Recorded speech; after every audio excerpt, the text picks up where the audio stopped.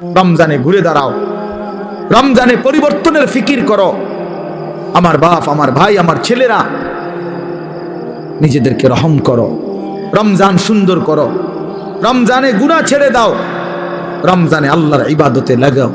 20 রাকাত তারাবি পূর্ণ পড়ো, প্রতিদিন রোজা ঠিক মতো রাখো, বরকত হবে। 5 ওয়াক্ত নামাজ জামাতে পড়ো ভাইয়া। কেন নষ্ট হইলা? সে তোমারে মূল্যায়ন করে। তোমার এই চুল, তোমার এই প্যান্ট কোন ছাগলে দেখে? তুমি কো এই সমাজের কোনো ভদ্রলোক, এই সমাজের মান্য গণ্য কোনো মানুষ, দিল দরদি, দিন দরদি কোনো মানুষ তোমার ঘরে দেখে? কেউ কোনোদিন তোমারে ডাকছে কোনোদিন যে বাবা তোমার এই অসাধারণ চুলের জন্য তোমারে ধন্যবাদ?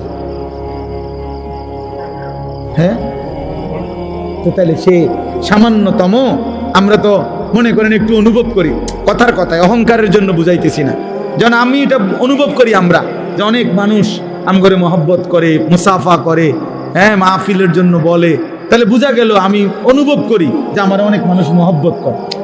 আমার কথাটা বোঝেন নাই? অনেক মহব্বতের যেই কি পরিমাণ যন্ত্রণা, এগুলো এই নজরুল মোহাম্মদ এগুলো দেখলেই বোঝা যথেষ্ট।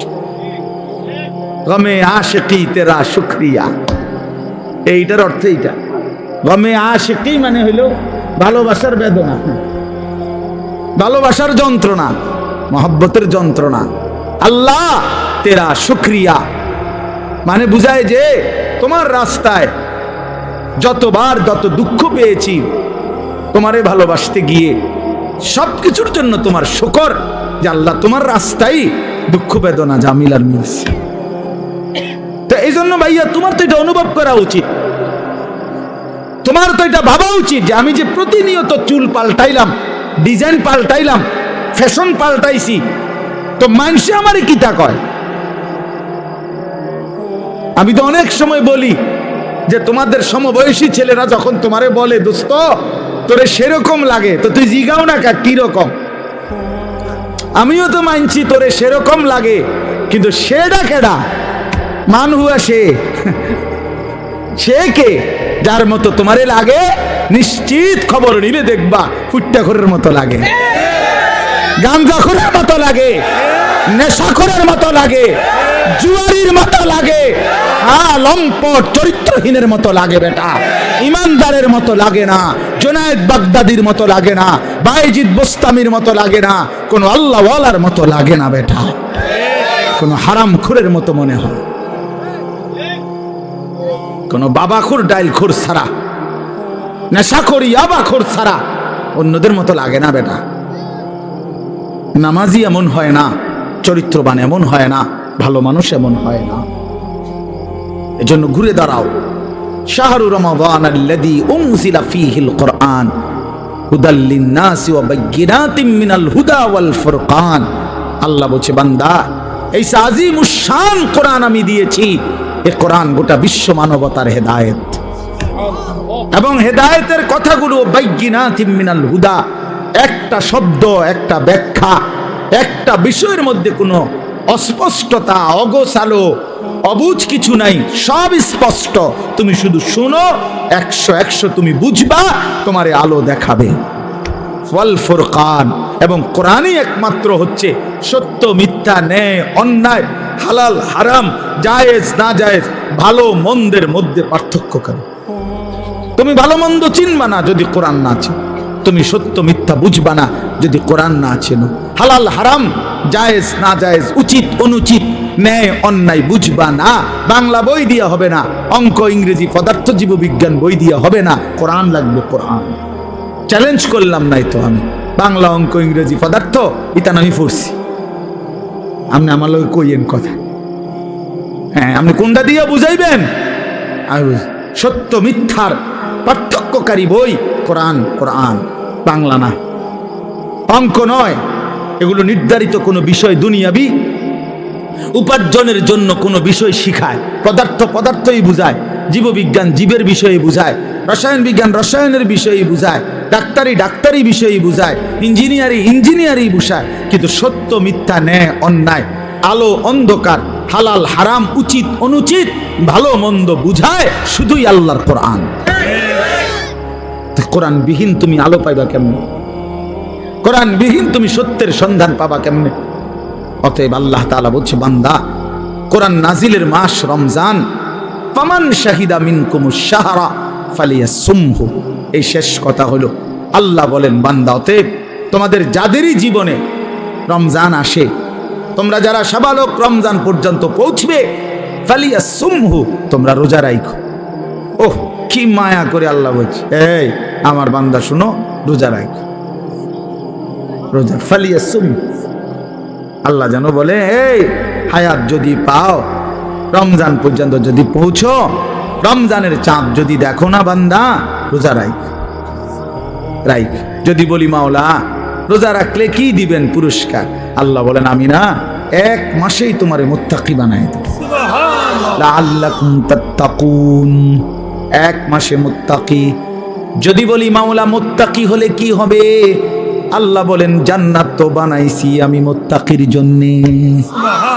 উইদ্দাত লিল মুত্তাকিন, জান্নাত বানানোই হয়েছে মুত্তাকিদের জন্য।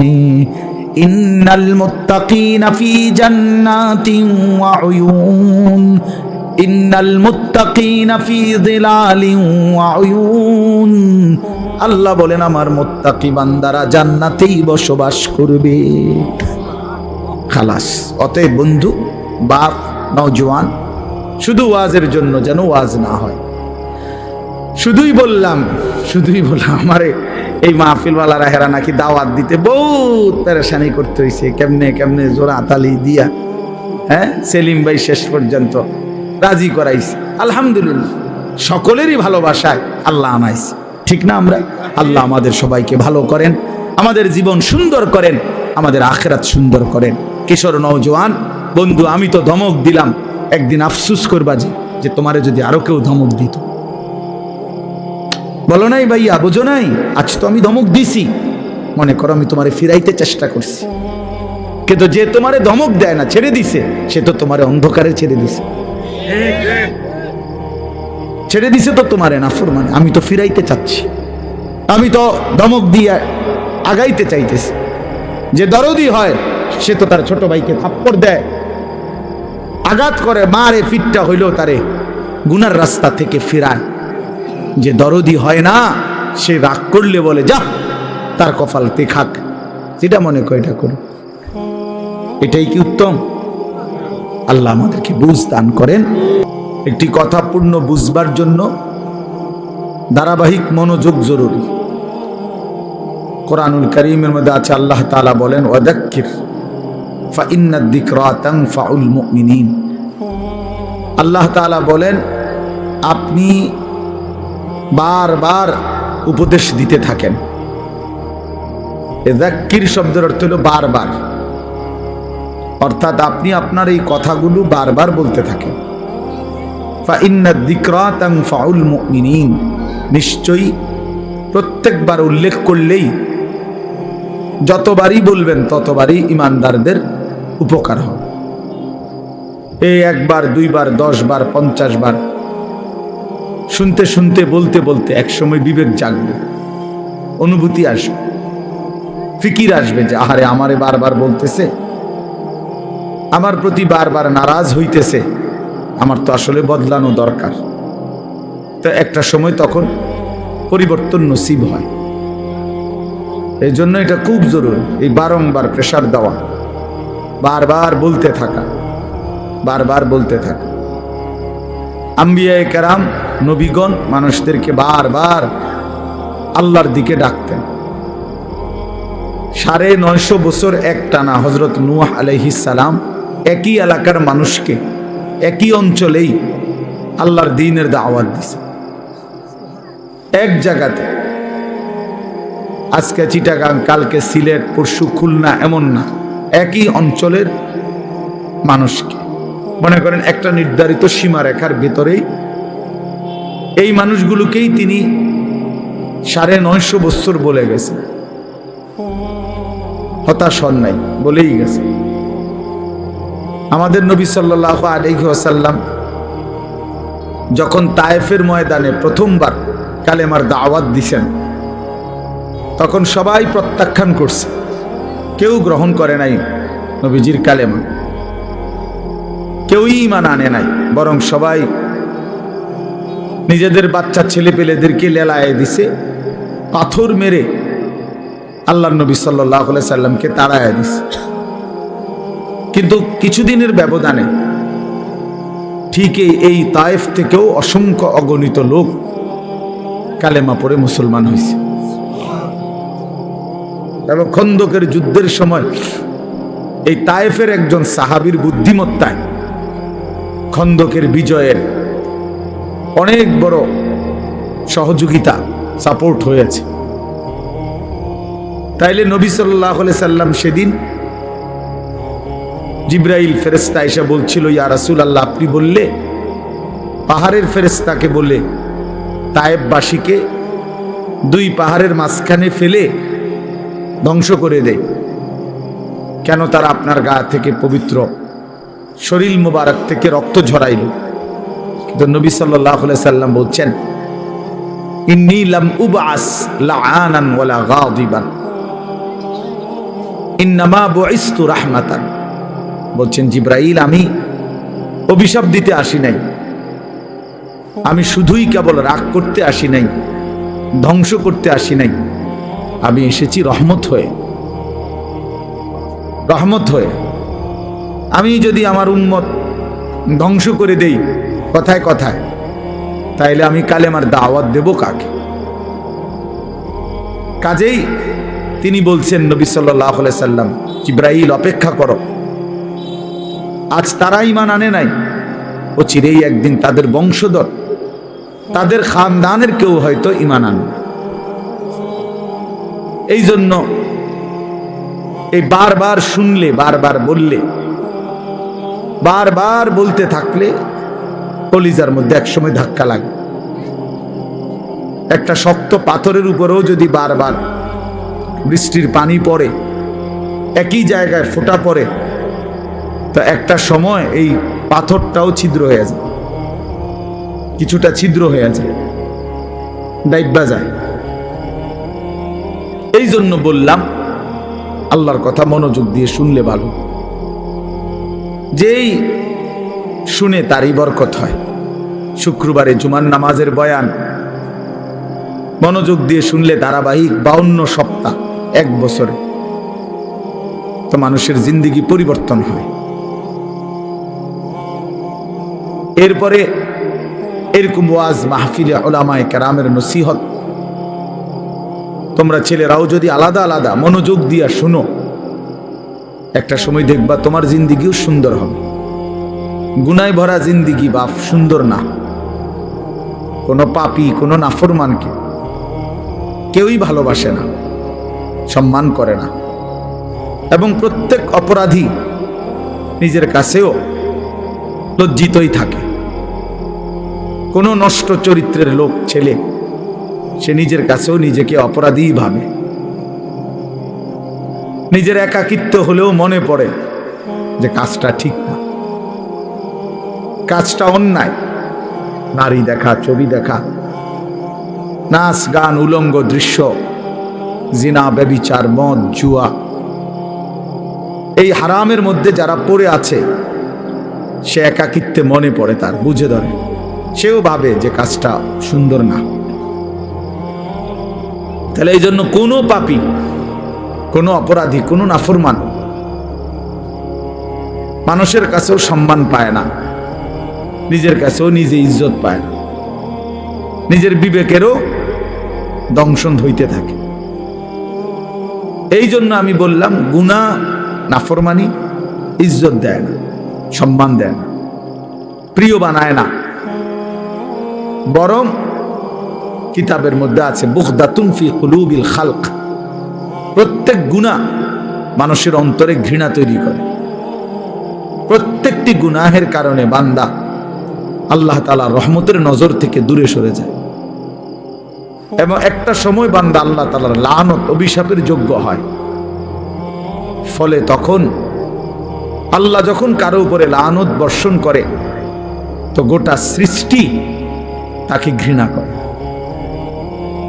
এই জন্য তোমরা ছেলেরা মনে রাখো, আমি আজকে ওই আসরের আগে এক জায়গায় বলছি এ কথাটা, তোমরা অনেক ছেলে আছো, একটা মিনিট ভাইব এই কথাটা, যে তুমি মনে করো দিন রাত মোবাইলে নারী ছবি অশ্লীল দৃশ্য দেখো, কখনোই এক ওয়াক্ত নামাজ পড়ো না, কোনোদিন ফজরের নামাজ পড়ো না, নাচ গান নাটক সিনেমা ছবি এই নিয়েই তোমার রাত কাটে, দিন কাটে, সময় কাটে, অথচ কেউ তোমারে ডাকে না।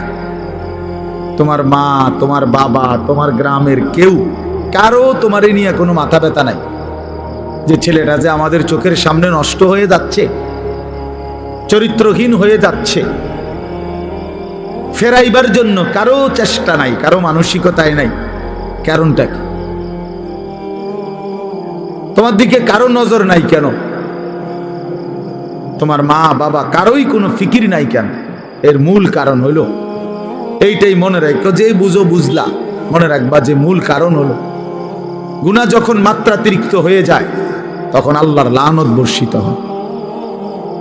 আর তোমার উপরে আল্লাহর লানত পড়ছে দেখা, খোদার লানত, খোদার গজব পড়ছে দেখা আর তোমারে কেউ ডাকে না, তোমার দিকে কেউ ফিরেও চায় না, তোমার দিকে আর কেউ ফিরে চায় না। আহা, তোমারে আর কেউ বাঁচাইতে ফিরাইতে চেষ্টা করে না। এইটা হলো লানত, অভিশাপের বহিঃপ্রকাশ। নুওয়াল্লিহি মা তাওয়াল্লা ওয়া নুসলিহি জাহান্নাম ওয়া সাআত মাসীরা।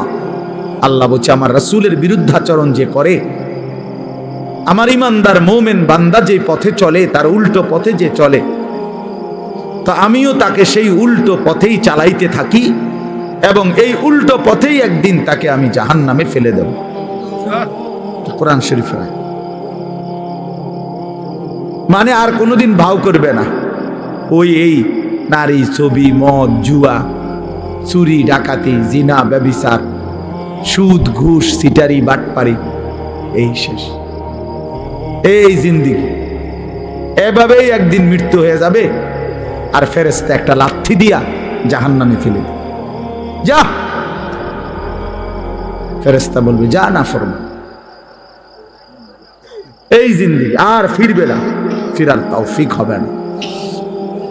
এটা অভিশপ্ত জীবন, মালউন, অভিশপ্ত হইবে যারে কেউ ফিরায় না। আমি আজকেও বললাম, আমার মায়ের বয়স ৭৫ বছর হইব, আমার আম্মার বয়স, আমার বয়স ৪৪ বছর, আমার ওয়াজের বয়স আজকে প্রায় ২১ বছর ২২ বছর। আমার ৪টা সন্তান আছে, তা আমার মা এখনো আমারে জিঙ্গায় ফুট নোয়াজ উঠছে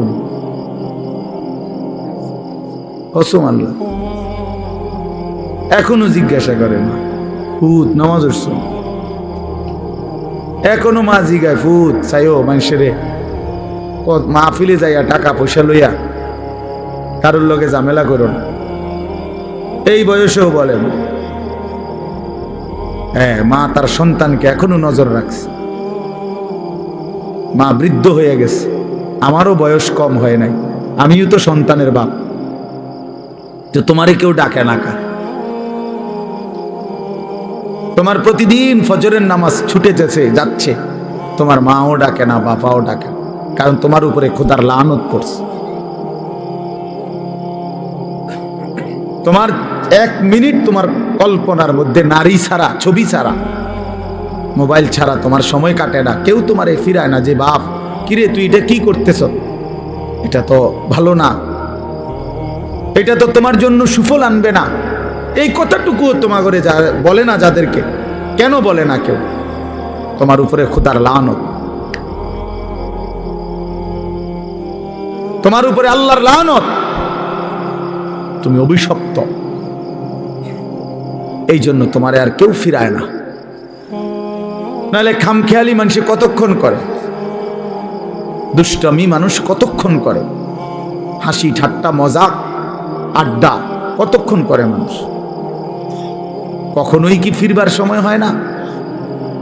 কখনোই কি মনে পড়ে না? এভাবে দিল মরে যায় মানুষের, কোনো দিনই নামাজ পড়বে না, এভাবে মানুষের অন্তর মুসলমানের মরে যায়। আস্তাগফিরুল্লাহ, তো বেঈমানের অন্তর। আল্লাহর নবী সাল্লাল্লাহু আলাইহি সাল্লাম এই জন্য বলছেন, মাসালুল্লাযী ইয়াযকুরু রাব্বাহু ওয়াল্লাযী লা ইয়াযকুরু রাব্বাহু মাসালুল হাইয়্যি ওয়াল মাইয়্যিত। নবীজি বলেন যে আল্লাহ পাকের স্মরণ করে, জিকির করে, বন্দেগী করে, আর যে করে না, তো আল্লাহর নবী সাল্লাল্লাহু আলাইহি ওয়াসাল্লাম বলেন উভয়ের উদাহরণ হলো মাসালুল হাইয়্যি ওয়াল মাইয়্যিত, জীবিত এবং মৃত ব্যক্তির মতো। একজন জীবিত আরেকজন মৃত। আল্লাহর গোলামি স্মরণ যার মধ্যে আছে, নবীজি বলছে সে জীবিত। আর আল্লাহর বন্দেগী যার মধ্যে নাই, আল্লাহর স্মরণ নাই, সে মৃত। সে মৃত। আল্লাহর নবী সাল্লাল্লাহু আলাইহি সাল্লাম বলেন, ইন্নাল্লাযী লাইসা ফি জাওফিহি শাইউম মিনাল কুরআন কাল বাইতিল খারিব। নিশ্চয়ই যার অন্তরের মধ্যে কিছু পরিমাণ কোরআনের জ্ঞান, কোরআন নাই, 10টা সূরাও পারে না, 5টা সূরাও পারে না, আল্লাহর কোরআনের কোনো ফিকিরে তার দিলের মধ্যে নাই, আল্লাহর নবী বলছেন ওই অন্তর হলো কাল বাইতিল খারিব, আলগা বাড়ি, সারা বাড়ির মতো। যেই বাড়ি মানুষ এখন আর বসতে কাজে ব্যবহার করে না, হয়তো এটা পুরান বাড়ি ছিল আগে, অন ভাঙ্গা টেঙ্গা গেছে, বেড়া টেরা ফুরিয়া গেছে, টিন খুইয়া গেছে, দরজা ভাঙ্গা গেছে, সারা বাড়ি আর কি, আলগা বাড়ি, বিরান ঘর, যে ঘরে আর থাকে না এখন। ফলে ওই ঘরে এখন কি থাকে? ওই ঘরে এখন কুত্তা থাকে, বিড়াল থাকে, সাপ থাকে, কেঁচো থাকে, এই সমস্ত প্রাণী থাকে, কুকুর বিড়াল থাকে, সাপ বিচ্ছু থাকে, এগুলো থাকে। আল্লাহর নবী সাল্লাল্লাহু আলাইহি সাল্লাম বলছেন যে কলিজার ভিতরে আল্লাহর কোরআন নাই, ওই দিলের মধ্যে কুত্তা থাকে, ওই দিলের মধ্যে শূকর থাকে, ওই দিলের মধ্যে বিড়াল থাকে, ওই দিলের মধ্যে সাপ থাকে, বিচ্ছু থাকে, মানুষ থাকে। ওটা সারা বাড়ি, ওটা আলগা বিরান ঘর, ওটা মরুভূমি, এটা মরিচিকা, ওটা হাহাকার। ফলে আর তার কোনো গন্তব্য নাই, জীবনের কোনো আগামাথা নাই, জিন্দেগির কোনো হিসাব কিতাব নাই। রাত হয় কখন, দিন হয় কখন, কোন নামাজের ওয়াক্ত আসে কখন, যায় কখন। জানোয়ারের আবার এত কিছুর দরকার কি? কুত্তা এগুলা দিয়ে করবে কি? শুকরে এগুলা দিয়ে করবে কি? তাহলে মানুষ রূপী যেই জানোয়ার আল্লাহকেই ভুলে গেছে। হ্যাঁ, এই জানোয়ারের রাত কি আর দিন, এই জানোয়ারের শুক্রবার কি আর শনিবার কি, এই হাইওয়ানের আবার জীবন কি? সারাক্ষণ একই রকম, সব দিন বরাবর, সব মাস বরাবর। আমরা হিসাব করি আলহামদুলিল্লাহ। আমার বয়ান এখানে, আমরা হিসাব করি, মাহফিল দেরি হোক, কিন্তু ঠিকই আমরা মাগরিবের নামাজ মসজিদে কংসনগর জামাতের সাথেই পড়ছি, তারপরে আসছি। অর্থাৎ হিসাব মিলাতে হবে জিন্দিগি। আমার জিন্দিগির আমার টার্গেট থাকতে হবে যে হাজার ব্যস্ত আমি, লক্ষ কোটি ব্যস্ততা হোক, কিন্তু আমি নামাজ ছুটবে কেমনে? আমি এটা কোনো যুক্তি হইতে পারে না। মুসলমানের নামাজ ছুটে কেমনে? নামাজবিহীন মুসলমান থাকে কেমন? তার পরিচয় মুসলমান কিভাবে হয় ভাইয়া? ফারকুমা বাইনানা ওয়া বাইনাল কুফরি আস-সালাহ। নবীজি বলছে আমাদের মাঝে আর বেঈমান কাফেরের মাঝে পার্থক্য নামাজ। আল্লাহর নবী সাল্লাল্লাহু আলাইহি ওয়াসাল্লাম বলেন, মান তারাকা সালাতাম মুতাআম্মিদান ফাকাদ কাফারা। যে ইচ্ছে করে নামাজ ছেড়ে দিল সে যেন বেঈমান হয়ে গেল। ফাকাদ কাফারা, সে কুফরি করল। স্পষ্ট হাদিস। আল্লাহর নবী সাল্লাল্লাহু আলাইহি ওয়াসাল্লাম বলেন, আস-সালাতু ইমাদুদ্দিন। নামাজ হচ্ছে দ্বীনের খুঁটি।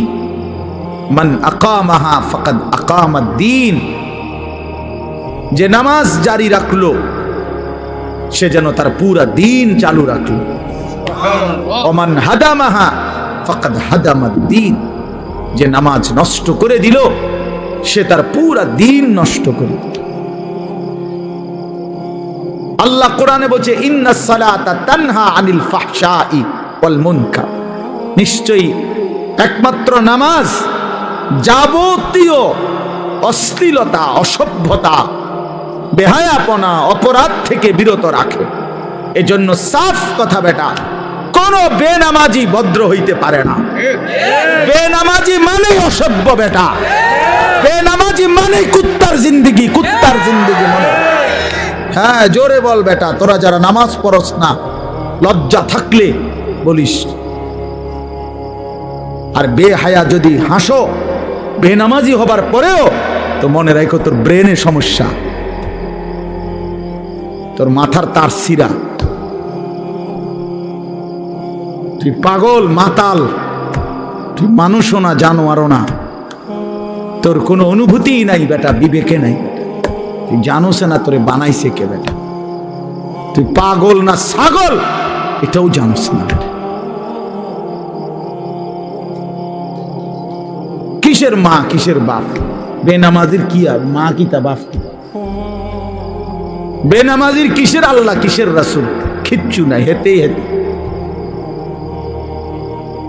তার আমার মা কিভাবে হবে? সে তার মা তো মুসলমান, তার বাবা তো মুসলমান, সে তো তার বাবাকে চিনে না, সে তো তার মায়ের ইজ্জত বোঝে না। অতএব বেনামাজি অনেকটা বেওয়ারিশের মতো, লাওয়ারিশ। এজন্য বন্ধু মনে রাখো, নিজের হিসাব মিলানো, নিজেকে বুঝা, নিজেকে চিনা অনেক বড় সম্পদ, অনেক বড় নিয়ামত। এজন্য হাসি দিয়ে উড়াই দিও না। এক হুজুর সুন্দর বলছে, শুধু এটাই ভেবো না যে হুজুর ভালোই বলছে। না ভাইয়া, তুমি ভাবো তোমার জিন্দেগি এত অধপতন কেন? একেবারে সামান্য একটা বিষয়, আমরা এখন 5 রাকাত নামাজ পড়ছি মাগরিব, কত 10 মিনিট সময় লাগছে, খালাস। সমস্যা কি? 4 রাকাত ফজরের নামাজ পড়তে কত 10 মিনিট সময় লাগে। এটা এত কঠিন কিছুই না, কিছুই না, এটা কঠিন, কোনো কঠিন হতেই পারে না এটা। কোরআন শরীফ আছে ইউরিদুল্লাহু বিকুমুল ইউসরা ওয়ালা ইউরিদু বিকুমুল উসরা। আল্লাহ বলে, বান্দা আমি আল্লাহ তোমাদেরকে সব বিষয়ে সহজ করতে চাই, কোনোভাবেই বান্দা আমি তোমার উপরে কঠিন কিছু চাপায় দিতে চাই না। মা জাআলা আলাইকুম ফিদ-দীনি মিন হারাজ। আল্লাহ বলেন, আমি আল্লাহ দ্বীনের নামে, ইসলামের নামে, কোরআনের নামে আমার কোন শরীয়ত, আমার কোন বিধান আমি এমন একটাও বানাই নাই যেটা হারাজ, কষ্ট হয়ে যাবে, মুসিবত হয়ে যাবে, অনেক বড় পেরেশানি হয়ে যাবে তোমার জন্য। না না, আমি এমনটা বানাই নাই। মা জাআলা আলাইকুম ফিদ-দীনি মিন হারাজ। আল্লাহ নবী সাল্লাল্লাহু আলাইহি ওয়াসাল্লাম বলছেন, আদ-দীনু ইউসরুন, দিন সহজ, ইসলাম মানা সহজ, সহজ, একেবারেই সহজ। স্বাভাবিক তালেই আমার শায়েখ আল্লামা মুফতি মুশতাকুন নবী কাসেমি হুজুর সেদিন আমাদের মাদ্রাসায় কিশোর যুব ইসলাহি মজলিসে, আমরা আলাদা 16 বছর থেকে 30 বছর বয়সী পর্যন্ত ছেলেদের আলাদা ইসলাহি মজলিস করছিলাম আমার মাদ্রাসায়। 8ই ফেব্রুয়ারি প্রায় 600-র মতো ছেলে উপস্থিত হয়েছিল, শুধু ছেলে, সব নওজোয়ান। হুজুর সেখানে বলছিলেন এই ব্যাপারে বিস্তারিত যে আমাদের জীবনের 2টা অংশ, একটা হলো দুনিয়া, আরেকটা হলো আখিরাত। দুনিয়ার জন্য আমাকে করতে হবে কর্ম, আখিরাতের জন্য আমাকে পালন করতে হবে ধর্ম। এই আমার জিন্দেগি। দুনিয়ার জন্য আমি কর্ম করব, আখিরাতের জন্য আমি ধর্ম পালন করব। কর্ম এবং ধর্ম, এই আমার জিন্দেগি। কিন্তু হুজুর বলছেন দুনিয়া স্বল্প সময়ের, আখিরাত অনন্তকালের। কিন্তু আল্লাহ পাক দয়া করে অনন্তকালের আখিরাতের জন্য ধর্মের বিধান দিয়েছেন সামান্য, সামান্য সময়ের দুনিয়ার জন্য কর্মের সুযোগ দিছেন অনেক বেশি, অনেক বেশি। ফজরের 4 রাকাত নামাজ 10 মিনিট, আবার 1:30 জোহরের নামাজ আবার 20 মিনিট, তাইলে ওইখান দিয়া 20 মিনিট, এখান দিয়া 30 মিনিট, 10 মিনিট, এই আধা ঘন্টা। ফজরের জামাত হয় যদি 6টায়, জোহরের জামাত 1:30টায়, মাঝখান দিয়া 7টা, 8টা, 9টা, 10টা, 11টা, 12টা, 1টা, 7.5 ঘন্টার মাথায়। তাহলে 7.5 ঘন্টা বা 7 ঘন্টাই ধরো, ঠিক আছে, 7 ঘন্টা আল্লাহ বলছে বান্দা সামান্য দুনিয়া, কিন্তু যাও সময় বেশি দিছি, যাও তবুও করো, সমস্যা নাই, 7 ঘন্টা করো। আর অনেক লম্বা আখিরাত, একদিন হাসরের ময়দানের 50,000 বছর, ফুলসেরা 30,000 বছরের রাস্তা, কবরের শেষ ব্যক্তিটাও থাকতে হবে। কোন মুহাদ্দিসিন বলছে 40,000 বছর। এই লম্বা সফর অনন্তকালের আখিরাতের জন্য এই 7 ঘন্টার ব্যবধানে, 8 ঘন্টার ব্যবধানে সময় নিলাম মাত্র 30 মিনিট, 7.5 ঘন্টা তোমারে দুনিয়ার জন্য দিয়ে দিলাম। তবুও যদি বলো বান্দা আমি জুলুম করছি, তার ইনসাফ কিভাবে? তবুও যদি বলো বান্দা আমি পারবো না, গাদ্দার, তোমার মতন নাফরমান আর কে হইতে পারে? তোমার সামান্য দুনিয়া, অথচ সময় দিছি বেশি। 1:30 জোহরের নামাজ শেষ, 1:50 ভিতরেই নামাজ শেষ, আবার 4:30, 4:45 আইসো 4 রাকাত আসরের ফরজ পড়বার জন্য। মাঝখান দিয়া আবারও আমি আল্লাহ তাআলা লম্বা 3 ঘন্টার মতো সময় আবারও দিলাম, যাও আবার মেহনত করো, আবার পরিশ্রম করো, আবার কামাই করো, আবার কামাই করো। 8টা বাজে এশার নামাজ পড়ছো, 6টা বাজে ফজরের নামাজ। এশার নামাজ আর ফজরের নামাজের মাঝখানে 9টা, 10টা, 11টা, 12টা, 1টা, 2টা, 3টা, 4টা, 5টা, 6টা, প্রায় 10 ঘন্টা আমি আল্লাহ বিরতি দিয়ে রাখলাম। যাও ঘুমাও, তোমার আরো যদি কোনো কাজ থাকে করো, সংসার করো, স্ত্রীর সাথে সময় দাও, নিজের ঘর সামলাও, নিজের আরো কোনো কাজ থাকলে করো বান্দা। আবার 10 ঘন্টার ব্যবধানে 4 রাকাত নামাজ পড়তে আইসো। আমি আল্লাহ জুলুম করলাম কই? আমি আল্লাহ তাআলা বেইনসাফি করলাম কোথায় বান্দা? কিন্তু তুমি জালেম, কত বড় নিকৃষ্ট, কত বড় অসভ্য, নির্লজ্জ, বেহায়া, যে তুমি 8 ঘন্টা পরেও, 8 ঘন্টা যেই মালিক হায়াত দিছেন তার জন্য 4 রাকাত নামাজ পড়তেও তুমি রাজি না, 10টা মিনিট দিতেও রাজি না। এর চাইতে বড় জালেম আর কে হইতে পারে? এর চাইতে বড় নাফরমান আর কে হইতে পারে? এই জন্য বাপ, আমি সমস্ত ছেলে তোমাদেরকে অনুরোধ করলাম, দয়া করে বাবা, ভাইবো, তোমরা তোমাদের জিন্দেগি নিয়ে ভাবো। কেউ তোমারে নিয়ে না ভাবলেও, কেউ খেয়াল না করলেও তুমি মনে রেখো, তুমি তো তোমারে আলাদা করতে পারতা না। তোমার শরীর, তোমার দেহ, তোমার অঙ্গ, তোমার হাত পাও, তোমার ভেতর বাহির, এগুলো তো আর তুমি আলাদা করতে পারবা না। কাজে এই দেহ, এই অঙ্গ একদিন হাসরের ময়দানে আল্লাহর সামনে সাক্ষ্য দিবে, সাক্ষ্য দিবে। এজন্য যদি গুনাই করতে হয় নিজের চোখকে আড়াল করে গুনাহ করো, যদি গুনাই করতে হয় নিজের হাতকে আড়াল করে গুনাহ করো, যদি গুনাই করতে হয় নিজের দেহকে আড়াল করে গুনাহ করো। কিভাবে সম্ভব? সম্ভব? আমার চোখে আমি না দেখলে, আমার হাত আমি স্পর্শ না করলে গুনাহ হবে কেমনে? এজন্য কোরআনুল কারীমে আল্লাহ বলছেন, ওয়াশাহিদা আলাইহিম সামউহুম ওয়া আবসারুহুম ওয়া জুলুদুহুম বিমা কানু ইয়ামালুন। বান্দা, তোমাদের কান, তোমাদের চোখ, তোমাদের সমস্ত দেহ, অঙ্গ প্রত্যঙ্গের চামড়া আমি আল্লাহর কাছে সেদিন হাসরের ময়দানে তোমাদের যাবতীয় কর্মকাণ্ড সম্পর্কে সাক্ষ্য দিব। আমাকে শোনাবে, আমাকে বলবে বান্দা, তুমি আড়াল করতে পারবা না। নিজের হাতকে আড়াল করবেন কেমনে? নিজের চোখকে আড়াল করবেন কেমনে? নিজেকে আড়াল করার সুযোগ তো নাই ভাই। প্রিয় সন্তান, প্রিয় ছেলেরা, কেন নষ্ট হচ্ছ? কেন চরিত্রহীন হইলা বাবা? বলো বাপ।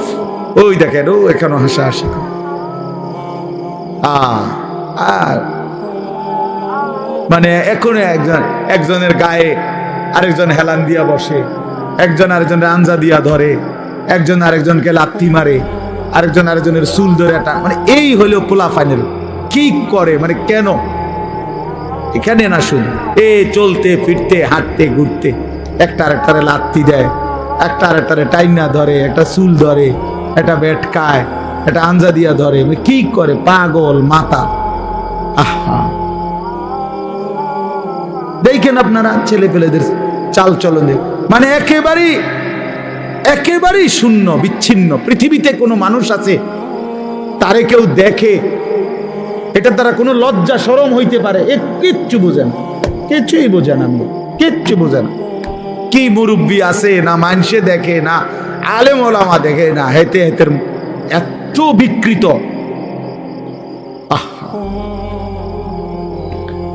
আল্লাহর নবী সাল্লাল্লাহু আলাইহি ওয়াসাল্লামের জন্য হাদিস আছে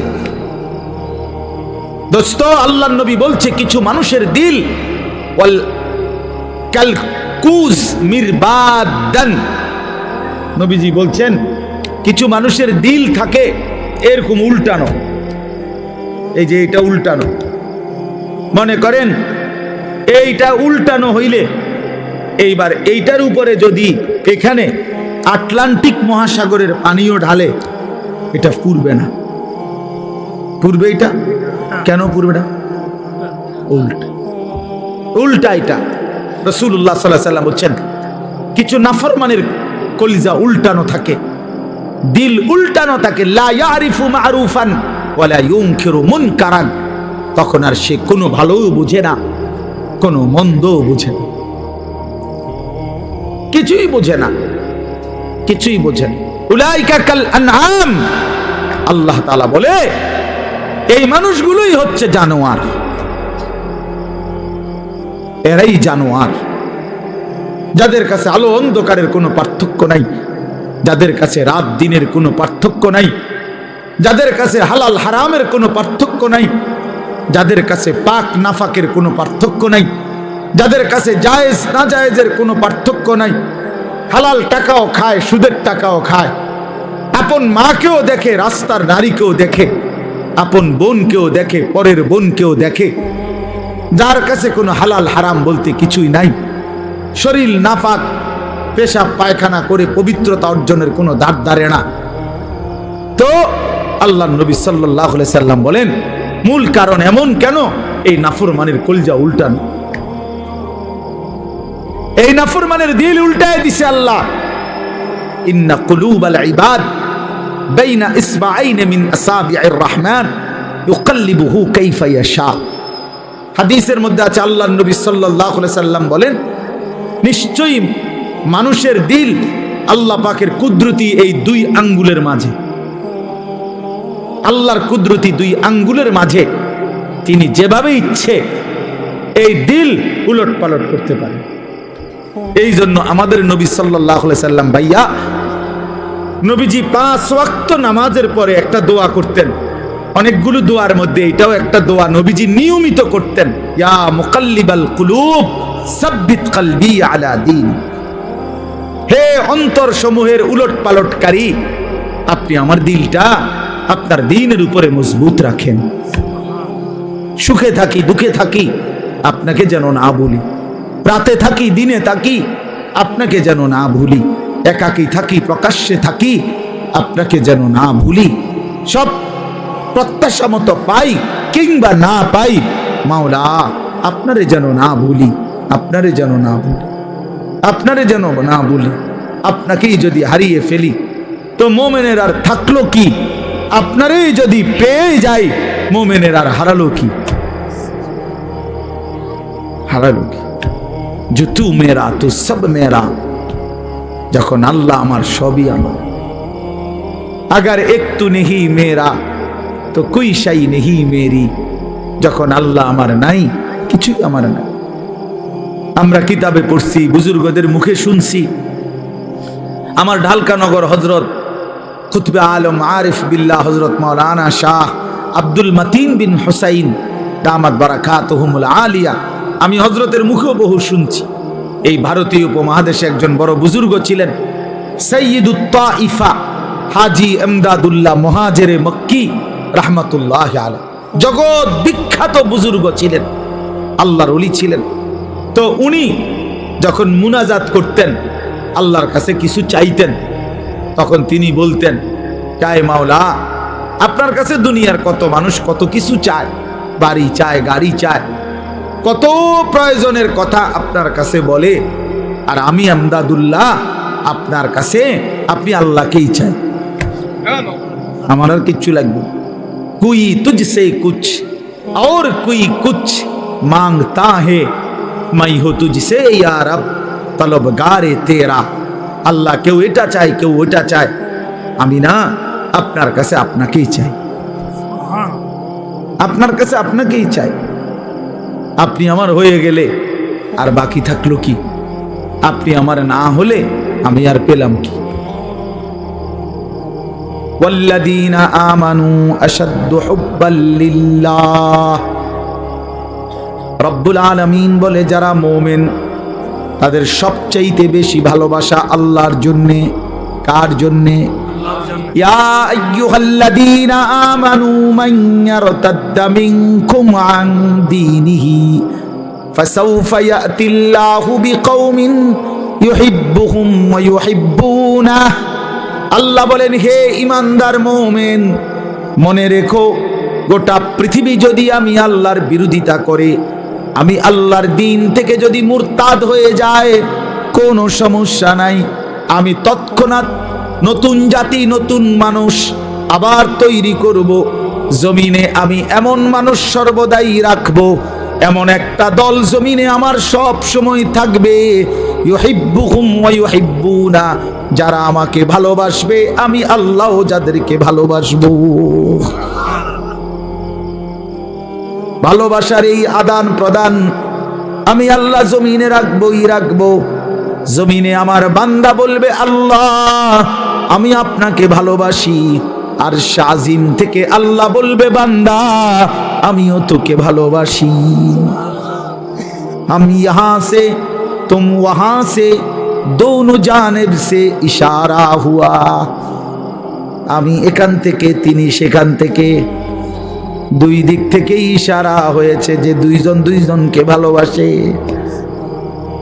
বান্দা তার মালিককে ভালোবাসে, মালিক তার গোলামকে ভালোবাসে। প্রিয় ভাই, আল্লাহ পাকের এক ভালোবাসার, মায়ার, আল্লাহর হওয়ার, নিজেকে আল্লাহর জন্য, আখিরাতের জন্য, নিজের জীবন সুন্দর করার জন্য একটা শ্রেষ্ঠতম মাস আমাদের সামনে হাতছানি দিচ্ছে, আমাদের সামনে ছায়া বিস্তার করছে, গ্রান শোনা যাচ্ছে, সেটাই মাহে রমজান। মাহে রমজান এতটা প্রিয় মাস, আল্লাহ নিজে যেই মাসের নাম আল্লাহ পাক নিজে উল্লেখ করছে, শাহরু রমাদান, এই যে রমজান মাস। আল্লাহ বলেন, এটা আমি বললাম, আমি বললাম শাহরু রমাদান। এই জন্য রমজান মাস বছরে কয় মাস উচ্চারিত হয়, এই শব্দটা কোনছে? এটাই একটা সহজ হিসাব, বুঝেন কিনা কোন? তো বুঝেন নাই কথাটা? এই শব্দ, এটা কোরআন শরীফের শব্দ, শাহরু রমাদান, রমজান মাস। এটা উল্লেখ করছে কে? আল্লাহ। কোথায়? তো এইটা বছরে কয়বার উচ্চারিত হয়? একবার। 24 ঘন্টা উচ্চারিত, 24 ঘন্টা জমিনে এই শব্দ উচ্চারিত, কারণ আল্লাহর জমিনে 24 ঘন্টাই আল্লাহর কালামের তেলাওয়াত চলতেছে। পৃথিবীতে কোনো মুহূর্তেই আল্লাহর কালামের তেলাওয়াত বন্ধ হয় না। তাহলে এই শব্দ তো তেলাওয়াতের অংশ, এই শব্দ তো আয়াতের অংশ। সূরা বাকারা, কোরআনুল কারীমের দ্বিতীয় সূরার 185 নম্বর আয়াত, শাহরু রমাদান, রমজান মাস। কোন মাস উল্লেখ করেছেন? আল্লাহ। মাসের নাম রমজান, যিনি উল্লেখ করলেন তিনি রহমান, নাজিল করলেন কোরআন। গ্রহণ করবে যারা তারা মুসলমান। শাহরু রমাদান আল্লাযী উনজিলা ফীহিল কোরআন। আল্লাহ বলে, বান্দা শুনো, রমজান মাস চিনেছো কিনা বান্দা? সেটা সেই মাস যে মাসে আমি আল্লাহর কোরআন নাজিল করা হয়েছে। আল্লাহ বলেন, যেদিন কোরআন নাজিল হয়েছে সেই বরকতে রমজান দামি হয়েছে। কোরআন নাজিল হয়েছে সেই কারণে লাইলাতুল কদর দামি হয়েছে।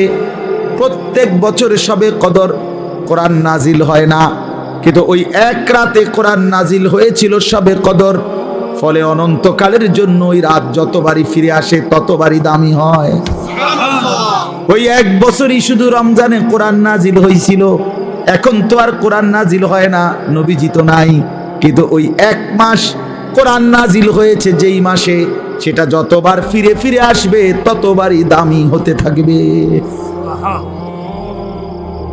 শাহরু রমাদান, ওই দেখেন ওই অপদার্থ, এই হাইওয়ান দেখছেন, এই যে এতক্ষণ খুঁজা পাইছেন না তো, এখন দেখেন এই হাইওয়ান কাহাকে বলে। এই দেখেন এত নির্লজ্জ কিছু ছেলে আছে, এত অসভ্য, এত শক্ত অসভ্য এগুলো। মানে তার কথা হলো, হুজুর তোমার বাপেও যদি বলে আমি মোবাইল ছাড়তাম না, তোর আব্বা যদি কয় হুজুর তোর বাপ কবরের থেকে আইয়া কইলো আমি শুনি, আমি আমার বাপের কথাই শুনি না, তোর কথা শুনবো কিতাম বেড়া হুজুর, তুই কেডা বেড়া?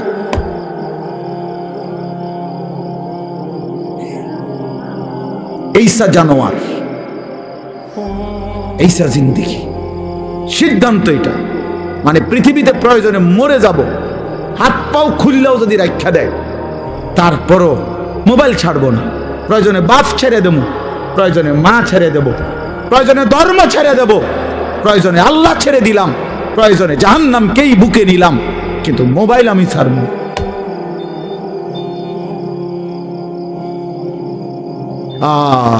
কলিজা যার পাথর, জিন্দেগি যার পাথর হয়ে গেছে,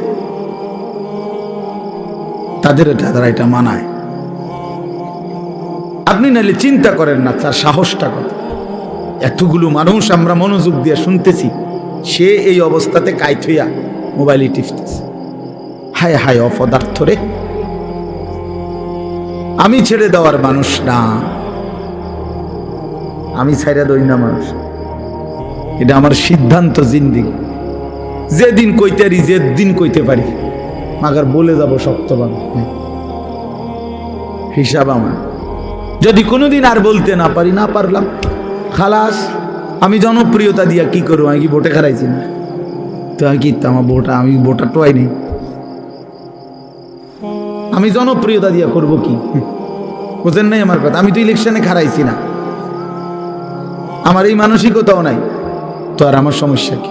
আমার শুধু বলে যাওয়া, আল্লাহর কথা ফেরি করা, ফেরি করা, বলতে থাকা, যেখানে সুযোগ হয়, যেটুকু সুযোগ হয় আল্লাহর কথা বলা বলা। কবি আরশ पर कभी फरश पर, कभी उनके दर कभी दर बदर, गमे आशिकी तेरा शुक्रिया, मैं कहां कहां से गुजर गया, कभी रास्तों में तन्हा, कभी हो गुरूद सहरा, मैं जुनू का हम सफर हो, मेरा कोई घर नहीं। আল্লাহর পথে যে ডাকে তার কোনো ঘর হয় না। এই উঠা নামা দৌড়, ওই বলল। আমি সকাল 7টা বাজে আসছি সিলেট থেকে, 12টার দিকে উঠতেই আমার বিবিরে বললাম 1 কাপ চা। খালাস, কই যাইতেছে? জায়গা ওর বাইরে। চলো ভাইয়া, জিন্দেগি চলতে থাকে, বিশ্রাম হবে ইনশাআল্লাহ যেদিন কবরে পৌঁছবে সেদিন, আরাম হবে যেদিন জান্নাত হবে সেদিন। এজন্য ছেলেরা নষ্ট হলো কেন? কেন নষ্ট হয়ে গেল? তাহলে মাহে রমজান, আল্লাহ আমার কথা শেষ। আল্লাহ বলছে বান্দা এটা আমার মাস, রমাদানু শাহরুল্লাহ। নবীজি বলছে রমজান আল্লাহর মাস, রমজান আল্লাহর মাস, রমজান আল্লাহর মাস। প্রিয় বন্ধু, রমজান সামনে, আল্লাহ কোরআন নাজিল করেছেন, কোন এক রাত্রে নাজিল করছেন, অথচ অনন্তকালের জন্য ওই এক রাত যতবারই ফিরে আসে ততবারই দাম। কোন এক বছরে না রমজানে নাজিল হইছে, বুঝেন নাই কথাটা? প্রত্যেক বছরই কি রমজানে কোরআন নাজিল হয়? কিন্তু ওই কোন এক মাসে নাজিল হইছে, সেই 610 খ্রিস্টাব্দে নবী সাল্লাল্লাহু আলাইহি সাল্লামের বয়স যখন 40 তখন। কিন্তু এরপরে তো 1450 বছর চলে গেছে। 1450 বছর ধরে যতবার রমজান ফিরে ফিরে আসে ততবার কোরআন রমজানকে দামি বানায়। তাহলে কোরআন যদি রমজানকে দামি বানায়, কোরআন যদি শবে কদরকে দামি বানায়, কোরআন যদি হাফেজে কোরআনকে দামি বানায়, কোরআন তোমারও দামি বানাবে, রমজান তোমাকেও দামি বানাবে। তুমি কদর করো, তুমি কদর করো ভাইয়া।